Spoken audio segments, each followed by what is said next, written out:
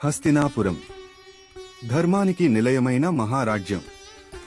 ఈ రాజ్యాన్ని పరిపాలిస్తున్నాడు రాజు శంతనుడు. ప్రజలందరూ ఆయనను ప్రేమించేవారు. మహారాజు శంతనుడికి జయము జయము. ప్రజల సంతోషమే నా ఆనందం. ఒకరోజు శంతనుడు వేట కోసం అడవికి వెళ్ళాడు. అక్కడ అతని జీవితాన్ని మార్చే సంఘటన ఎదురైంది. శంతనుడు ఈ అడవి ఎంత అందంగా ఉంది అని అనుకుంటాడు. శంతనుడు ఆ నది వైపు నుండి వస్తున్న ఈ సువాసన ఏమిటి అని తన మనసులో అనుకుంటాడు. గంగా నదీ తీరంలో ఒక అపూర్వ సౌందర్యాన్ని శంతనుడు చూశాడు. ఆమె మరెవరో కాదు, గంగాదేవి. శంతనుడు ఆమెను చూసి, దేవి, మీరు ఎవరు అని అడిగరు. అప్పుడు గంగాదేవి, నన్ను తెలుసుకోవడం కంటే నా హృదయాన్ని తెలుసుకోవడం ముఖ్యం మహారాజా అని అంటుంది. అప్పుడు శంతనుడు, మిమ్మల్ని చూసిన క్షణమే నా మనసు మీకు అంకితమైంది అని అంటాడు. శంతనుడు గంగాదేవిని వివాహం చేసుకోవాలని కోరుకున్నాడు. కాని గంగాదేవి ఒక షరతు పెట్టింది. గంగాదేవి, నేను ఏమి చేసినా నన్ను ప్రశ్నించకూడదు అని అంటుంది. అప్పుడు శంతనుడు, నేను మాట ఇస్తున్నాను అని అంటాడు. గంగాదేవి, అయితే నేను మీ భార్యగా వస్తాను అని అంటుంది. శంతనుడు మరియు గంగాదేవిల వివాహం ఘనంగా జరిగింది. హస్తినాపురం ఆనందోత్సాహాలతో నిండిపోయింది. అప్పుడు పురోహితుడు, అగ్ని సాక్షిగా ఈ వివాహం పూర్తయింది అని అంటాడు. అప్పుడు శంతనుడు, నా జీవితంలోకి వచ్చినందుకు ధన్యవాదాలు గంగా అని అంటాడు. అప్పుడు గంగాదేవి, మీ మాటను గుర్తుంచుకోండి మహారాజా అని అంటోంది. కొంతకాలానికి వారికి ఒక కుమారుడు జన్మించాడు. కాని ఊహించని సంఘటన జరిగింది. వారి సేవకురాలు మహారాజుతో మీకు కుమారుడు జన్మించాడు అని చెప్తుంది. అప్పుడు శంతనుడు, నా వంశానికి వారసుడు వచ్చాడు అని సంత్ శపథాడు. కాని గంగాదేవి ఆ శిశువును గంగా నదిలో కలిపేసింది. శంతనుడు బాధపడ్డాడు. కాని తన మాట కోసం మౌనంగా ఉన్నాడు.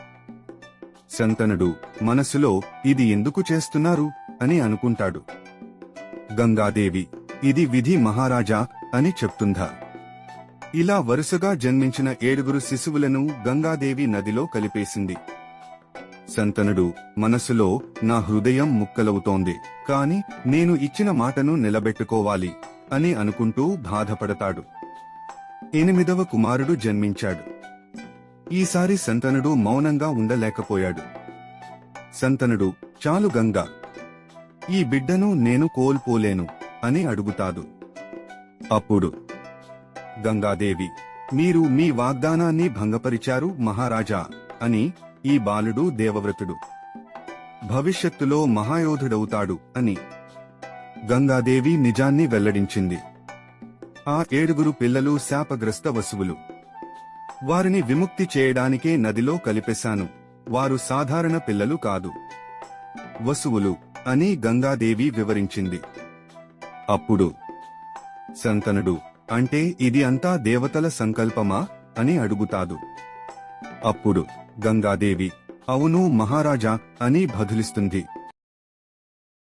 మహారాజా శంతనుడా, మీరు ఎన్నో సంవత్సరాలుగా ఎదురుచూస్తున్న క్షణం వచ్చింది. గంగా, నిజంగా నా కుమారుడిని తిరిగి తీసుకొచ్చావా? అవును మహారాజా. అన్ని శాస్త్రాలు, ఆయుధ విద్యలు నేర్చుకుని అతడు పరిపూర్ణ యువరాజుగా ఎదిగాడు. తండ్రి గారు, మీ పాదాలకు నమస్కరిస్తున్నాను. మీ ఆశీర్వాదం ఉన్నంత వరకు నేను ధర్మాన్ని కాపాడుతాను. కుమారుడా, నిన్ను చూసి నా హృదయం ఆనందంతో నిండిపోయింది. మహారాజా, ఇకపై ఇతడు మీతోనే ఉంటాడు. హస్తినాపుర భవిష్యత్తు ఇతని చేతుల్లో సురక్షితంగా ఉంటుంది. గంగా, నీకు నా కృతజ్ఞతలు. నా జీవితంలో ఈ రోజు అత్యంత ఆనందకరమైన రోజు. గంగాదేవి తన వాగ్దానాన్ని నిలబెట్టుకుంది. మహాయోధుడిగా, ధర్మవంతుడిగా ఎదిగిన దేవవ్రతుడిని శంతనుడికి అప్పగించింది. తండ్రి కొడుకుల కలయికతో హస్తినాపురం ఆనందంలో మునిగిపోయింది. ఆమె ఎవరు? ఇంత అందమైన యువతిని నేను ఎప్పుడూ చూడలేదు. ఆమె ముఖంలో ఒక దివ్య కాంతి కనిపిస్తోంది. మహారాజా, మీరు ఇక్కడికి ఎలా వచ్చారు? నేను హస్తినపుర మహారాజు శాంతనుడను. నేను వెటకు వచ్చాను. కాని ఇప్పుడు నా చూపు నీ మీదే నిలిచిపోయింది. నేను మత్స్యకారుని కుమార్తెను. నా పేరు సత్యవతి. సత్యవతి చాలా అందమైన పేరు. శంతనుడు మనసులో నేను ఆమెను వివాహం చేసుకోవాలనుకుంటున్నాను అని అనుకుంటాడు. సత్యవతిని చూసిన క్షణం నుంచే శంతనుడి మనసు ఆమెపై నిలిచిపోయింది. కాని విధి అతనికి ఒక కఠిన పరీక్షను సిద్ధం చేసింది. సత్యవతి తండ్రి పెట్టిన షరతు ఏమిటి? తెలుసుకోవాలంటే తదుపరి సీన్ చూడండి. నా కుమార్తెకు పుట్టే కుమారుడే హస్తినాపురానికి రాజు కావాలి.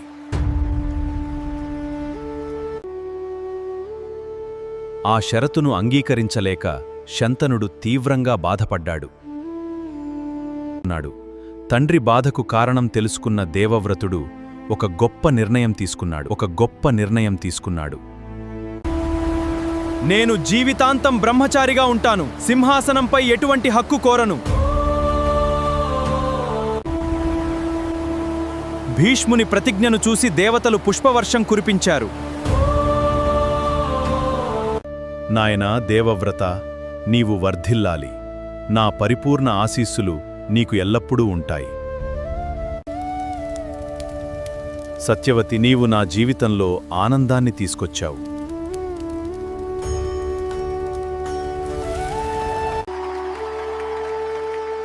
తండ్రిగారి సంతోషమే నాకు పరమానందం.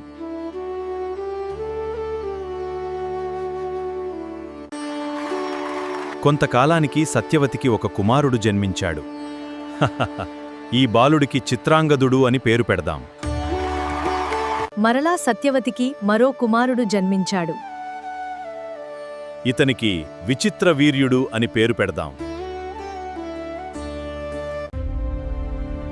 భీష్మ, రాజ్య భవిష్యత్తు నీ చేతుల్లో సురక్షితంగా ఉంది. తండ్రి, మీ ఆశయాలను నేను కాపాడుతాను.